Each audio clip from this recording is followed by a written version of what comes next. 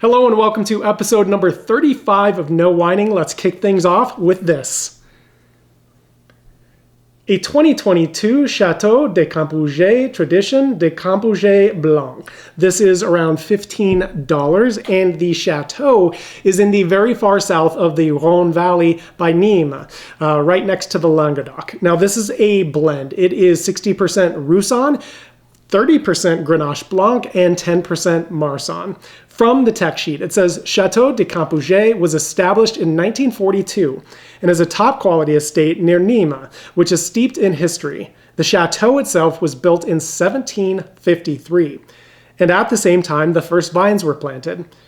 The vines benefit from the Mediterranean sunshine, which brings the grapes to perfect maturity and allows them to be picked at maximum phenolic maturity in early September.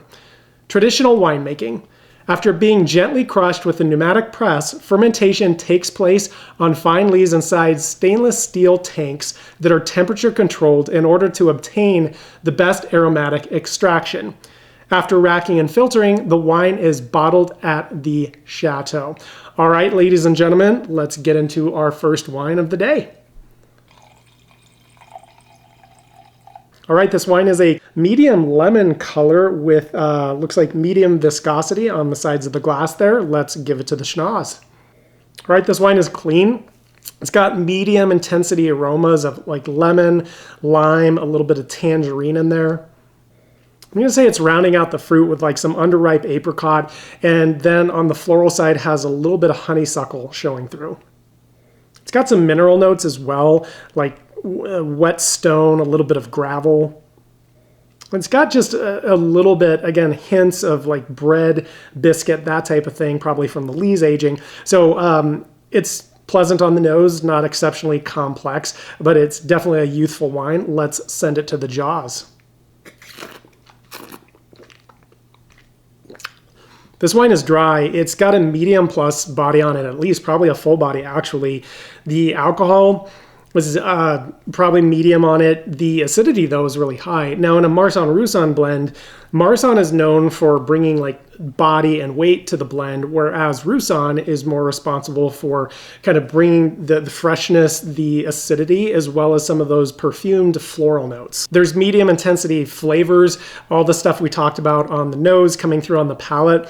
And then the finish is not particularly long at all. It's probably like medium minus. So this wine is acceptable to maybe like good level. It's not, in other words, especially impressive. It's drinkable. It's fine. There's nothing wrong with it, but it's not like a standout wine, at least not in my book. This is a wine you would definitely want to drink now, not something you would really want to age any longer than it already has. Okay, let's move into wine number 2. This is a 2019 Marramiero Inferi Montepulciano de Abruzzo Reserva. This is around $45, and the grape variety on this is Montepulciano. Now, Montepulciano de Abruzzo is not the same as Vino Nobile de Montepulciano, which is a wine region in southern Tuscany. Now, those wines are made from Sangiovese. All right, so Vino Nobile de Montepulciano is made with Sangiovese, but Montepulciano de Abruzzo is actually made with Montepulciano. It's completely confusing, but, you know, that's the story. So now you know. This wine is hailing from Rosciano, which is a province of Pescara in the Abruzzo region of central Italy. This is a coastal area in Abruzzo with a very warm Mediterranean climate. Now, what would we expect from a wine such as this? Well, ripe, if not jammy fruit, high levels of alcohol versus a wine that would be coming, for example, from a cool climate that would, generally speaking, have much more tart fruit flavors, low levels of alcohol, but really, really high acidity. Now, here's some information from the tech sheet. It says soaking of the skins, maceration in other words, with the must for a long time at 77 to 86 degrees Fahrenheit. In stainless steel vessels for 18 months, then in oak barrels for another 18 months, and in bottles for 6 months. So let's taste it, shall we? This wine looks to be a clear, deep ruby color, kind of fading out there on the edge to a little bit of a garnet rim. It's got high viscosity on the sides of the glass there, see? And then probably medium level of staining of those tears. Okay, you know the drill, schnoz before jaws, let's do it. This wine is clean. And then it's got these really nice, like medium plus aromas, starting out with baked red cherry. Got some prune, ripe blackberry, got a little bit of black plum in here as well. Got some vanilla from the oak. You've also got some thyme on the herbal side, a little bit of oregano as well. All right, rounding out with black tobacco, some smoke and cedar. This is definitely a developing wine. Let's send it to the jaws. This wine is dry. It's got a full body, high alcohol, probably only, the acidity is not very high. It's a medium level of that. And then it's got like nice high levels of like ripe, chalky tannins. It's got medium plus intensity flavors.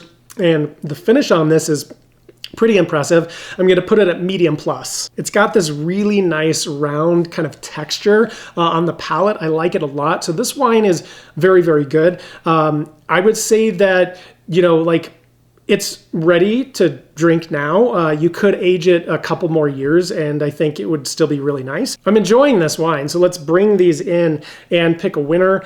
I don't think it should be much surprise that I'm definitely going to give the nod to the Montepulciano. This Marsan-Roussan Grenache Blanc blend is just super underwhelming to me. Now, to be fair, it's only $10 or $15, and at $45, quite frankly, this Montepulciano is also quite underwhelming. I would like to get a little bit more out of it at that price point. So wine's a little bit disappointing today. However, I hope you enjoyed them at home. Make sure to check out the links I included in the description to the supplemental video so you can check out the area, the vineyard, the wineries that these come from. I think you're really going to enjoy that as well, and I will see you back here in episode number 36.